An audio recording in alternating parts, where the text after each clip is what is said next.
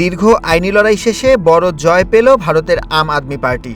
বহুল আলোচিত অ্যালকোহল নীতি মামলায় দিল্লির সাবেক মুখ্যমন্ত্রী অরবিন্দ কেজরিওয়াল এবং উপমুখ্যমন্ত্রী মনীষ সিসোদিয়াকে জামিন দিল দিল্লির বিশেষ আদালত। বিচারক জিতেন্দ্র সিং স্পষ্ট জানিয়ে দিয়েছেন, বিতর্কিত এই অ্যালকোহল নীতিতে কোনো অপরাধমূলক ষড়যন্ত্র বা দুর্নীতির উদ্দেশ্য খুঁজে পাওয়া যায়নি।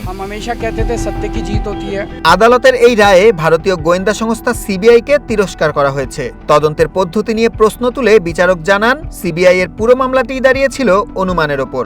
বিশেষ করে অভিযুক্তদের ক্ষমা করে তাদের রাজসাক্ষী বানিয়ে মামলা সাজানোর এই কৌশলের কঠোর সমালোচনা করেছে আদালত। বিচারক বলেন, এমন তদন্ত পদ্ধতি সাংবিধানিক নীতির পরিপন্থী।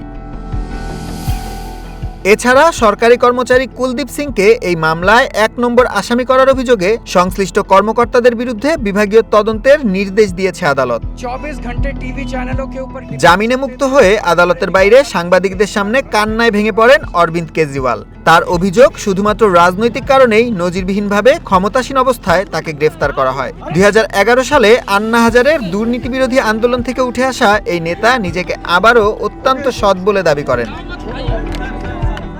২০২১-২২ অর্থ বছরে অ্যালকোহল নীতি প্রণয়ন করে আম আদমি সরকার দাবি করেছিল তা থেকে বিপুল রাজস্ব আসবে।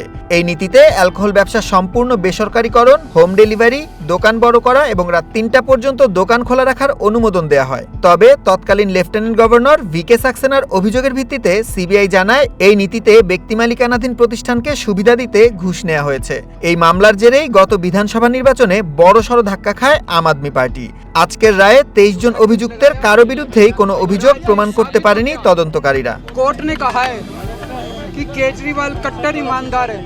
রাজনৈতিক বিশ্লেষকদের মতে এই রায় দিল্লির রাজনীতিতে আম আদমি পার্টির হারানো ভাবমূর্তি ফিরিয়ে আনতে সহায়ক হবে। অন্যদিকে তদন্তের স্বচ্ছতা নিয়ে যে প্রশ্ন আদালত তুলেছে তা সিবিআইয়ের গ্রহণযোগ্যতাকেও চ্যালেঞ্জের মুখে দাঁড় করালো। সুলাইমান সবুজ, ওয়ান ইন্টারন্যাশনাল ডেস্ক।